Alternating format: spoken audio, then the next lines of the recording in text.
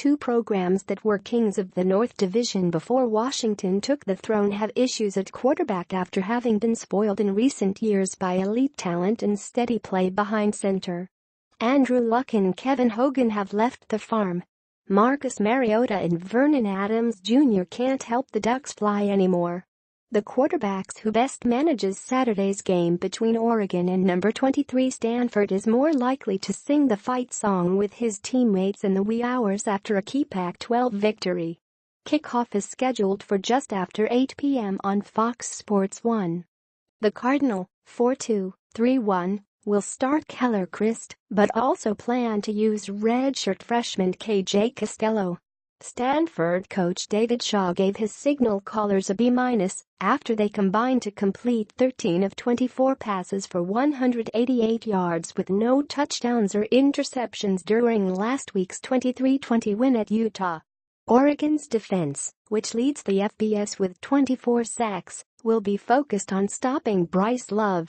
The dynamic junior leads the nation in rushing with 1,240 yards, 10.5 per carry. They love to run the ball. That's how they want to impose their will. Just run it down your face and run it down your throat until you give up and quit, linebacker Troy Dye said. It's going to be a big test for us this week. It's going to test our strength and our toughness. We just have to come with the right mindset and try to put up a great battle against a great Stanford team. If Oregon's coaches and players had to give Braxton Burmeister a grade for his performance during the 33-10 loss to number 11 Washington State, it would be a C for competitiveness. The true freshman completed 15 of 27 passes for 145 yards with one touchdown and two interceptions in his first career start. I mean, the kid came and he competed. That's all we could ask for, wide receiver Taj Griffin said. Anybody getting thrown into a situation like that, it's tough. Obviously all we can do is roll with it and get better. Senior Taylor Eli, who was unavailable last week due to a concussion, has been cleared to play against Stanford. That provides coach Willie Taggart with a little depth with Justin Herbert out indefinitely with a fractured collarbone. Oregon also expects starting wide receivers Charles Nelson and Dylan Mitchell to return from injuries. Running back Royce Freeman, shoulder, practiced during the week. The Ducks are last among 130 FBS teams in penalties this season, averaging 10.3 for 93.7 yards per game.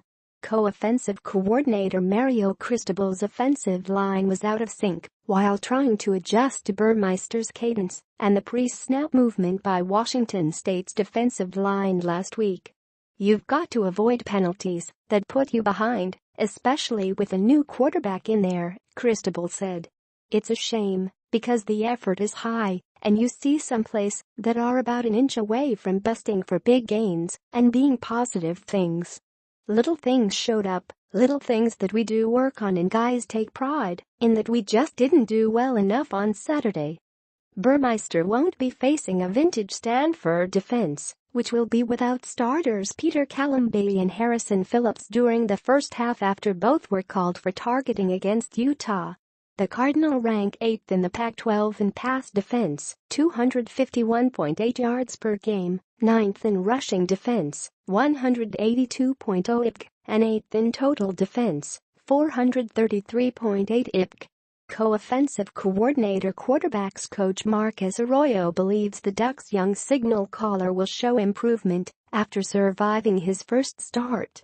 There are still stories that every true freshman has that you wouldn't even think are a part of the game plan, said Arroyo, who completed 36 of 66 passes for 364 yards with one touchdown and two interceptions as a freshman at San Jose State in 1998.